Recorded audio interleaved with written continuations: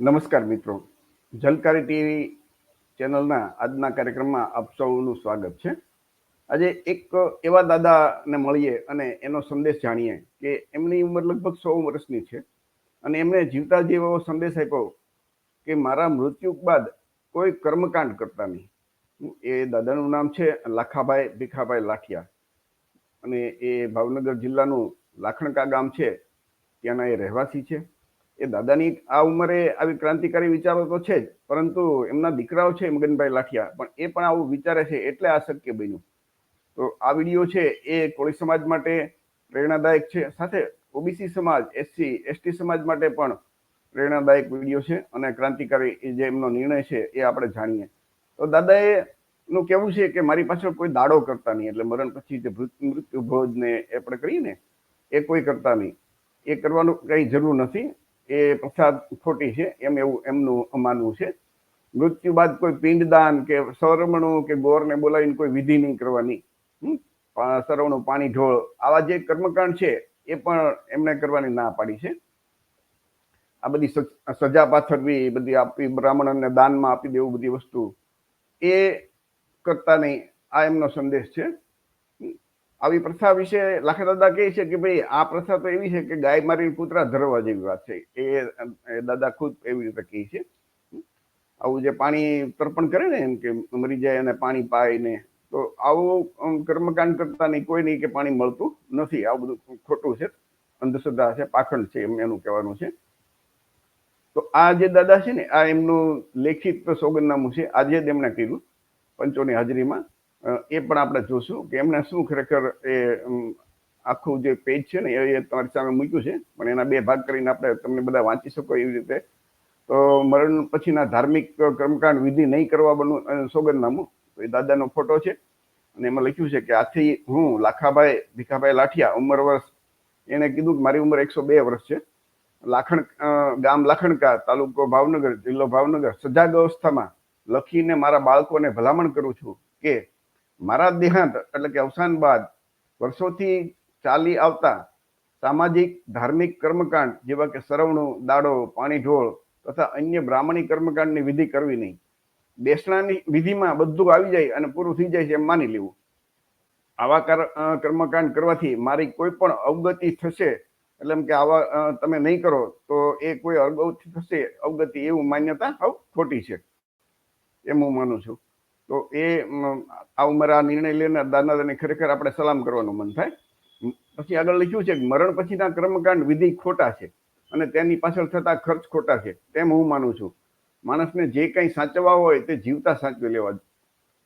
એ દાદાની વાત સાચી છે કે ભાઈ મર્યા પછી બધું સફરજન ને આ તે બધી વસ્તુ, બધી સૂકા મેવા ને બધું આપીએ, તો જીવતે જીવે ને સાચવીએ માણસને, એ જ સાચી વાત છે. મારા છોકરાઓ મારા જીવતા અત્યારે મને સારી રીતે સાચવે છે. મારી ગેરહાજરીમાં મારા કુટુંબના સભ્યો કોઈ કર્મકાંડ કરે નહીં, તે હું મારા જીવતા સ્વસ્થ બુદ્ધિ સાથે લખીને જાઉં છું. તેથી ભવિષ્યમાં સમાજની કોઈ વ્યક્તિ મારા છોકરાને કંઈ કહી શકે નહીં. ઘણી વખત સમાજના લોકોને આ બહુ સારો નિર્ણય હોય તો અમુકને ઈર્ષા થતી હોય કે આ કેમ એના બાપાના પાછળ બધું ખર્ચો કરવાથી બચી ગયો. તો જે એવા ઈર્ષાળુ લોકો હોય ને એ બોલતા હોય.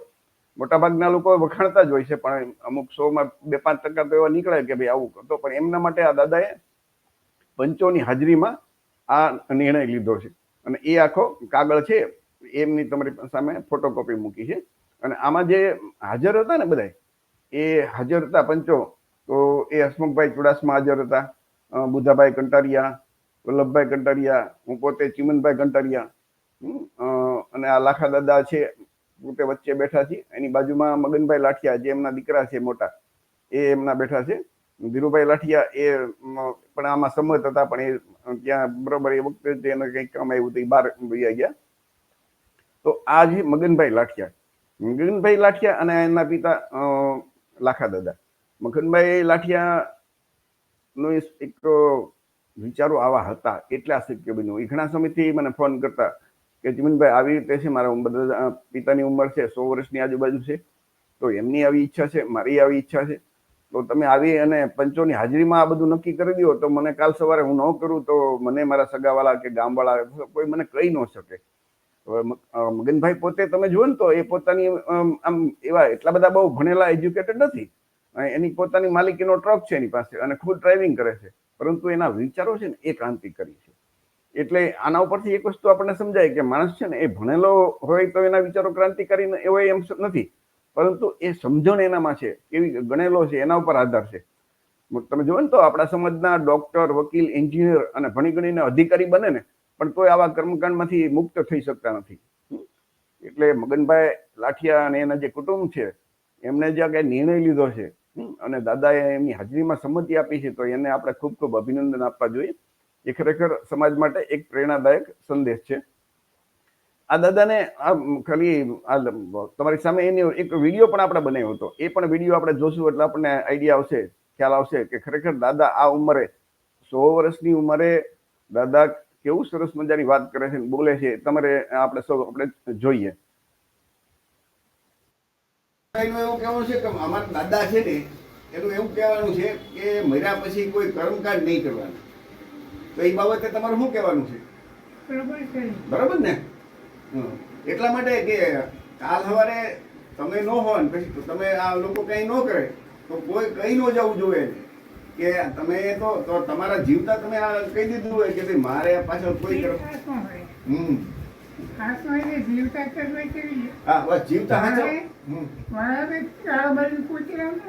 બરોબર છે. દાદાની વાત સાચી છે કે ગાય મારીને કૂતરા શા માટે ધરવા જોઈએ? જીવતા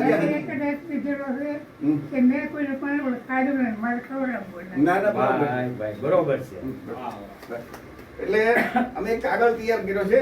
દાદાનું નામ લાખાભાઈ.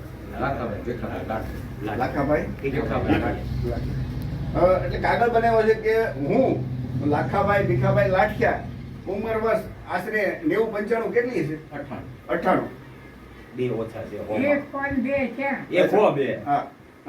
ગામ લાખણકા, તાલુકો ભાવનગર, જિલ્લો ભાવનગર. અમારી સજાગ અવસ્થામાં લખીને મારા બાળકોને ભલામણ કરું છું કે મારા દેહાંત એટલે કે અવસાન બાદ વર્ષોથી ચાલી આવતા સામાજિક ધાર્મિક કર્મકાંડ જેવા કે હરવણું, દાડો, પાણી ઢોળ અને બીજા બ્રાહ્મણ આવીને જે કર્મકાંડ કરે કોઈ કર્મકાંડ કરવાના રહેતા નથી. બરોબર? બેસણું કરે, બેસણામાં બધું વિધિ પૂરી થઈ જશે. બરોબર? અને આવા કર્મકાંડ કરવાથી મારી કઈ અવગતિ કે નહીં કરો તો અવગતિ થશે એવું કઈ હું માનતો નથી, એમ તમારું કહેવાનું છે. બરોબર ને? પછી પાછળ આપણે લખ્યું ભાઈ મરણ પછીના કર્મકાંડ વિધિ બધા ખોટા છે, તેની પાછળ થતા ખર્ચ ખોટા છે તેમ હું માનું છું. માણસ જે કંઈ કરે એને સાચવવા હોય એ જીવતા સાચવવા જોઈએ. મારા છોકરાઓ મારા જીવતા અત્યારે મને બહુ સારી રીતે સાચવે છે.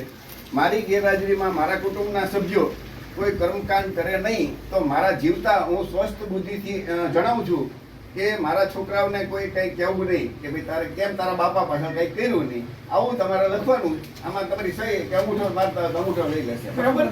હા. એટલે કાલ સવારે એમને કોઈ અમને અમારી બધાની હાજરીમાં, પંચોની હાજરીમાં તમે આ બધું કીધું છે.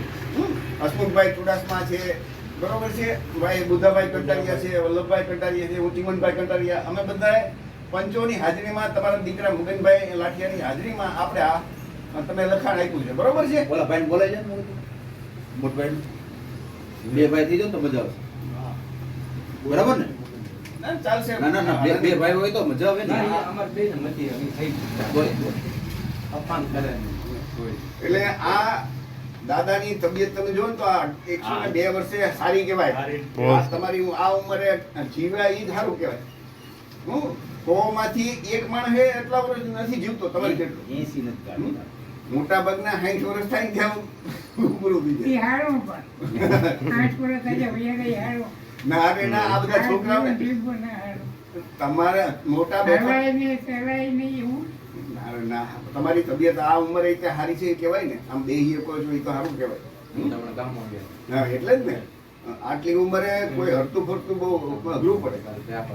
ના ના બરોબર છે. બધા પહેલાના યુગમાં આટલો પાખંડ હતો કે અત્યારે વધારે છે કે પહેલા વધારે હતો? આ ધાર્મિક પાખંડ દેખાવ.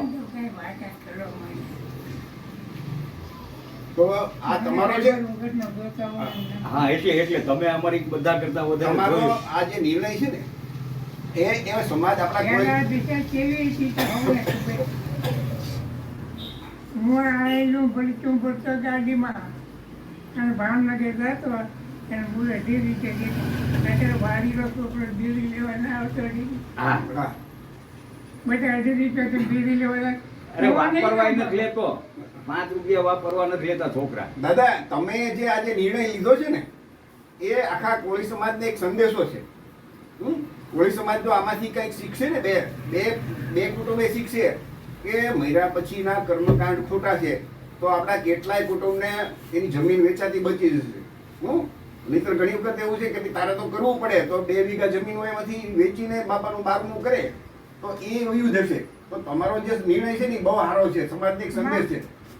બારમું કરીને ના આવે આ તો તેને હાલે સમજો તો હોય ને સમજાવ બીજા છોકરાને તો ત્યારે ઉઠી છોકરા જેનું ધ્યાન કરવાના આવે એનું ગમે એમ કહેવું તો એનું ધ્યાન કરવાના આવે.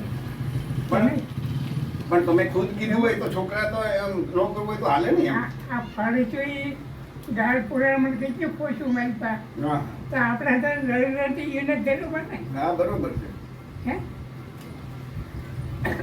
એનો મરણ થાય આનો કેમ હતા હરાવાનો કેમ હતો એ હરદમ ના સાંભળે. હવે ત્યારે બધા એટલે હાર લગાવી વાળે પર મેળવી લેવા ને બસ બસ આપણે મહેનત કરી કરી બધું એ વાત એ લીધી લેવાનું તો ક્યારેક હાથ મારીને વાત કરી દીધી હું લખે અમારી સાહેબ યા એમને હારું આપણે ટેબલ શીખવાનું. હા હા બરોબર. છોકરા એની હાથું જ કમાવા. બીજા નંબરમાં આ નાવડો છે ને માર તો આવું શીખી જાય અડધું ગામ તો એમ જ મેળવી દેવાનું રહે. ના, ના, બરોબર. ડાગડમ.